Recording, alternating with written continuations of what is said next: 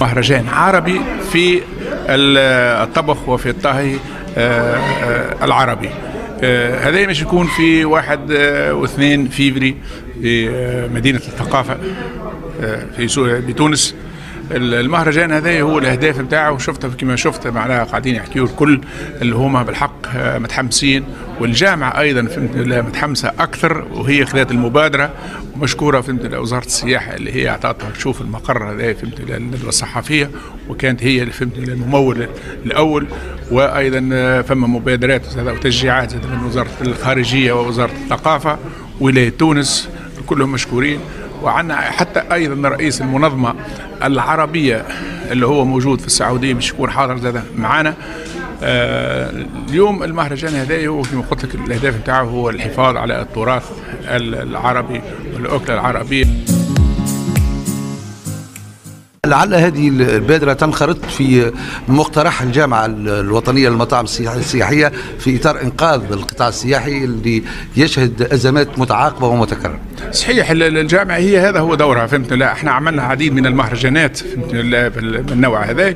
اليوم احنا شفنا وانه مهم جدا الحفاظ على هذا الطبق وعلى التراث بتاعنا بتاع الوطني.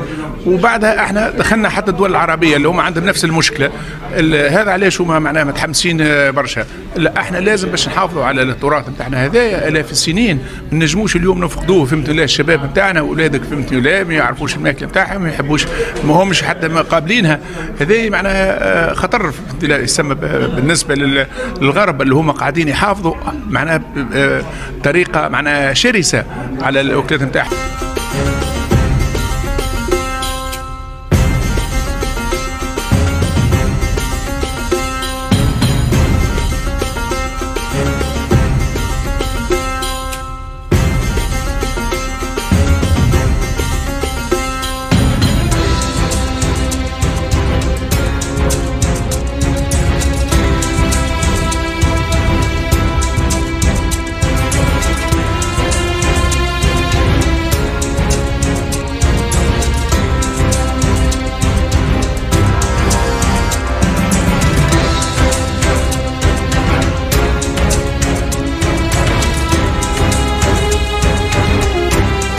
أكبر مهرجان في الكسكسي في العالم يصير اليوم ما يصيرش في تونس، يصير ولا في المغرب، يصير في إيطاليا يصير.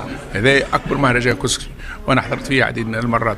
على كل حال نرجع للتراث، الأهداف نتاعه احنا نحبوا نحافظوا على الأكل نتاعنا، نحبوا أيضا الترويج ونعملوه بطريقة حضارية متقدمة.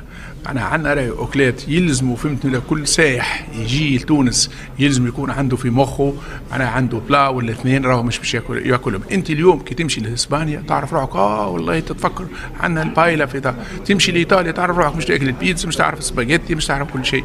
اليوم احنا عندنا دي شيف دي كويزين اللي تجي تقول له خويا عندي جروب يحب على كسكسي بالعصبان، يقول لك ليه ما نعرفش نعمله. كيفاش انت قريت 4 سنين في المدرسه العليا للسياحه وما تعرفش تعمل الاكله التونسيه؟ وهذا معناها احنا الاكله الناسيونال نتاعنا هذيك معناها.